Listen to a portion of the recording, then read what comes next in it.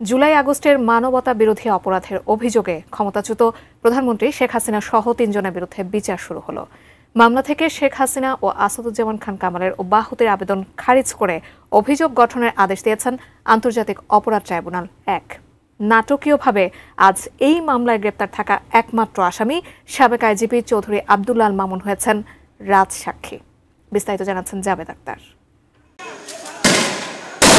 জুলাই আগস্টের গণ অভ্যুত্থানে সংঘটিত মানবতা বিরোধী অপরাধে ক্ষমতাচ্যুত প্রধানমন্ত্রী শেখ হাসিনার বিরুদ্ধে আন্তর্জাতিক অপরাধ ট্রাইব্যুনাল ১ আনুষ্ঠানিক অভিযোগ আমলে নেন গত ১ জুন। শেখ হাসিনার পাশাপাশি এই মামলার অন্য ২ আসামি সাবেক স্বরাষ্ট্রমন্ত্রী আসাদুজ্জামান খান কামাল ও সাবেক আইজিপি চৌধুরী আব্দুল্লাহ আল মামুনের বিরুদ্ধে সুনির্দিষ্ট ৫টি অভিযোগ আনে প্রসিকিউশন। অভিযোগ গঠনের উপর গত ১ জুলাই চিফ প্রসিকিউটর ও ৭ জুলাই পলাতক ২ আসামি শেখ হাসিনা ও আসাদুজ্জামান খান কামালের পক্ষে রাষ্ট্রনিযুক্ত আইনজীবী শুনানি করেন। বিচারপতি মোহাম্মদ গোলাম মুর্তুজা মজুমদারের নেতৃত্বাধীন ৩ সদস্যের ট্রাইব্যুনাল ১ বৃহস্পতিবার এই মামলার অভিযোগ গঠন করে আদেশ দেন। ৫টি অভিযোগে এই আসামি ত্রয়ের বিরুদ্ধে অভিযোগ গঠন করা হয়েছে। আসামি শেখ হাসিনাকে আদালতে উপস্থিত করানোর ব্যাপারে তাকে বাংলাদেশে ফেরত এনে বিচারের মুখোমুখি করার চেষ্টা রাষ্ট্র করেছে, কিন্তু সেই আহ্বানে চুক্তির অপরপক্ষ ভারত সাড়া না দেয়া তাকে উপস্থিত করানো সম্ভব হয়নি। বৃহস্পতিবার এই মামলায় গ্রেপ্তার থাকা একমাত্র আসামি সাবেক আইজিপি চৌধুরী আব্দুল্লাহ আল মামুন ট্রাইব্যুনালে উপস্থিত ছিলেন।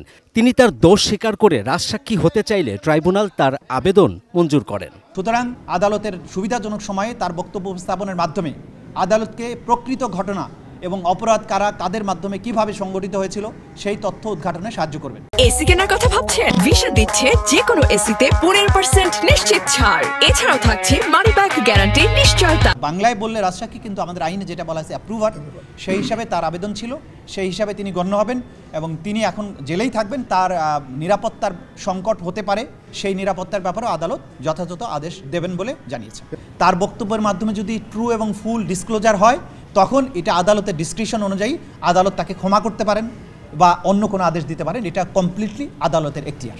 শেখ হাসিনা ও আসাদুজ্জামান খান কামালের পক্ষে রাষ্ট্রনিযুক্ত আইনজীবী বলেন, পূর্ণাঙ্গ আদেশ পাওয়ার পর তিনি আইনি পদক্ষেপ নেবেন। যিনি রাজসাক্ষী হয়েছেন তাকেও আমি জেরা করব। চার্জ গঠিত হলেও জাজেসগণ একথাও বলেছেন যে আমি ডিসচার্জের প্রেয়ারে যে সমস্ত বক্তব্য দিয়েছি সেগুলি পরবর্তীতে বিচারের ক্ষেত্রে সাক্ষ্য প্রমাণ শেষে যদি এটাকে গ্রহণযোগ্য মনে হয় তখন সেটা কোনো আর বিবেচনা করবেন। আগামী ৩ আগস্ট এই মামলার সূচনা বক্তব্য উপস্থাপন করা হবে ট্রাইব্যুনালে। পরদিন শুরু হবে সাক্ষ্য গ্রহণ। ক্ষমতায় থাকাকালে সাবেক প্রধানমন্ত্রী শেখ হাসিনা ২০১০ সালে ৭১-এর মানবতা বিরোধী অপরাধের বিচারের জন্য যে ট্রাইব্যুনাল গঠন করেছিলেন, দীর্ঘ ১৫ বছর পর সেই ট্রাইব্যুনালেই জুলাই আগস্টের মানবতা বিরোধী অপরাধে তার বিরুদ্ধে বিচার শুরু হলো। জাবেদ আখতার, আন্তর্জাতিক অপরাধ ট্রাইব্যুনাল, ঢাকা।